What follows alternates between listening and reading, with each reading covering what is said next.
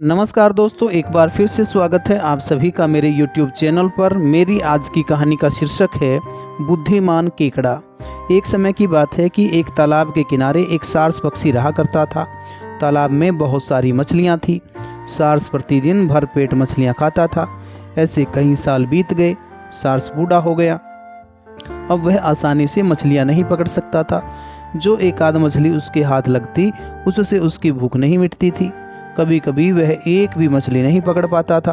वह चिंतित रहने लगा कि यदि इसी प्रकार से चलता रहा तो वह जल्दी भूखा मर जाएगा।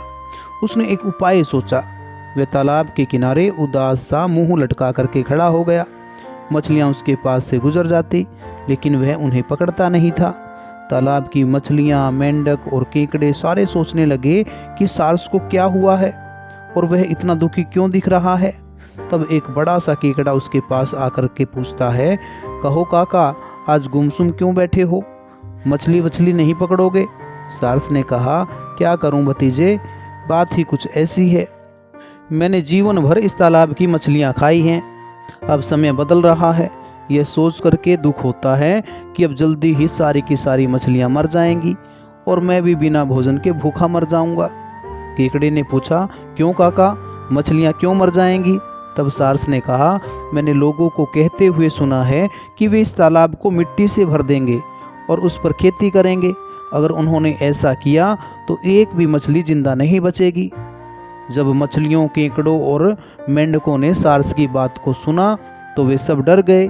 वे सब मिलकर सारस के पास गए और कहने लगे कि काका, यह तो आपने बहुत बुरी खबर सुनाई है। अब इस मुसीबत से बचने का उपाय भी आपको ही बताना होगा। तब सारस ने कहा, मैं केवल एक पक्षी हूँ, मैं क्या कर सकता हूँ? फिर भी शायद मैं तुम लोगों की थोड़ी बहुत सहायता कर सकूँ। यहाँ से थोड़ी दूरी पर एक बहुत बड़ा और गहरा तालाब है। उसको ये लोग आसानी से पाट नहीं सकते। अगर तुम चाहो तो मैं तुम लोगों को वहाँ ले चलूँ। मछलियों ने कहा, काका, आपके सिवाय हमारा कौन है? हमें उसी तालाब में ले चलिए।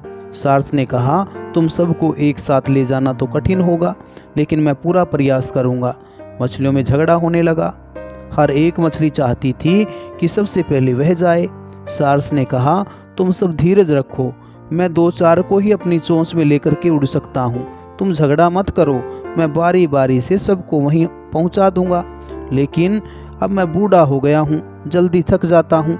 एक बार वहाँ तक उड़ने के बाद मुझे थोड़ा आराम करना होगा। जल्दी ही सारस अपनी पहली यात्रा पर चल पड़ा।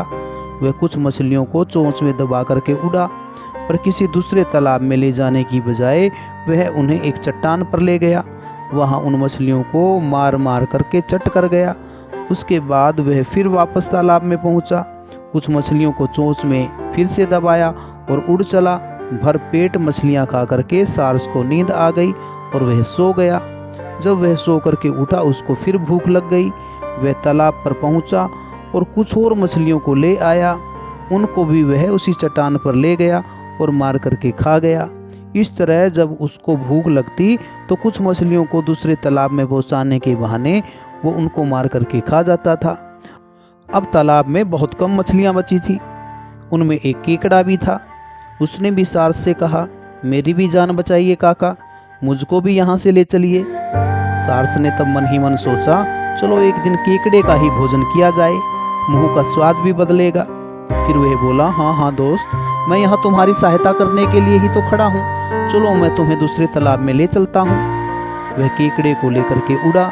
रास्ते में केकड़े को कहीं भी पानी दिखाई नहीं दिया। इतने में उसने देखा कि सारस आगे जाने की बजाय नीचे उतर रहा है। तब केकड़े ने पूछा, काका, यहाँ तो कोई तालाब नहीं है, फिर आप यहाँ क्यों उतर रहे हो? वह तालाब कहाँ है जहाँ आप सारी मछलियों को छोड़ करके आए थे? सारस ने हंस करके कहा, नीचे जो चट्टान देखते हो ना, मैं तुमको वहीं ले जा रहा हूँ। वहीं सारी मछलियों को भी ले गया था। केकड़े को चट्टान साफ साफ दिखाई दे रही थी। उस पर मछलियों की ढेरों हड्डियां बिखरी पड़ी थी। वह समझ गया कि सारस मछलियों को मार करके खा गया है और अब उसको भी मारने के इरादे से लाया है। अब केकड़े ने एक उपाय सोचा। उसने अपने संडासी जैसे पैरों के चंगुल में उसने सारस की पतली गर्दन को दबोच लिया। सारस ने अपने पंख फड़फड़ाए और गर्दन छुड़ाने का प्रयास किया, लेकिन केकड़े ने उसे नहीं छोड़ा। वह अपने नुकीले पैरों को उसकी गर्दन में चुभाता गया और यहाँ तक कि सार्स की गर्दन कट गई और वह जमीन पर गिर पड़ा। सार्स के कटे सिर को घसीटता हुआ केकड़ा उस तालाब तक आ पहुंचा जहां वह रहता था। मछलियों ने केकड़े को देखा तो उससे पूछने लगी, क्या बात हुई भैया, तुम लौट क्यों आए? सार्स काका कहाँ गए? केकड़ा मुस्कुरा करके बोला, काका तो नहीं आए, हाँ उसका सिर आया है। उसने मछलियों को सार्स का सिर दिखा करके बताया कि वह किस तरह उनको धोखा दे रहा था। अब उसने सार्स को मार दिया है।